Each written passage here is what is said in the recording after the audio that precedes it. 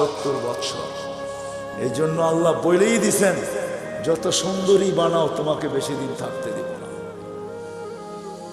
যত সুন্দর বানাও বেশি দিন তোমাকে থাকতে দিব না। যত পাহাড় জমাও টাকার তোমাকে ভোগ করতে দিব না, পুরাটা ভোগ করতে দিব না।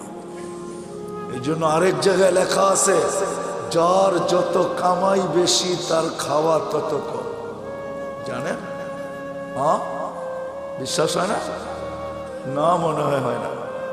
যে যত বেশি কামায় সে তত কম খায়, কম খায় তত কম খায়। যে যত কামায় তার খাওয়া তত কম। যে শত সুন্দর বানায় সে থাকে তত কম দিন। যে যত জমায় সে ভোগ করে তত কম। এটি আল্লাহর সিদ্ধান্ত।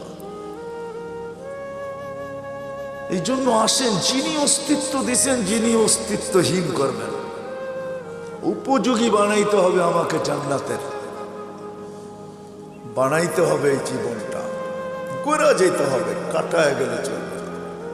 যে গোড়া যাবে সে পরিচয় পাবে, পরিচিতি পাবে, ইজ্জত পাবে, সম্মান পাবে আল্লাহর কাছে চিরদিনের জন্য। আল্লাহ গরিব দেখেন না। যদি দেখতেন তাহলে বেলাল কোনোদিন এই মর্যাদা পাওয়ার উপযোগী হতো না। যদি আল্লাহ গরিব দেখতেন তাহলে এখনো সুগ্রাণ কবর থেকে বাহির হতো না। আমার কাছ থেকে অ্যাড্রেস নিয়ে যান, আমার এই নাকে সুগ্রাণ আছে, আপনারাও দেখা আসেন, যান। ডেলি এখনো হাজার হাজার মানুষ যায়, পুরা কবর প্যাক করা আছে, শুধু একটা ছিদ্র রাখা আছে গ্রাণ আসার জন্য। ওইখানে শুধু গ্রাণ নেওয়ার জন্য ডেলি হাজার হাজার মানুষ যায়। আপনিও দেখা আসেন, যান, আমি দেখা আসছি। এখন ওই কিতদাসীর কবর থেকে সুগ্রাণ বাহির হয়। এখনো রাবেয়ার নামে বই লেখা হয়, এখনো রাবেয়া বস্তির নামে মা বোনরা চুমা দেয়।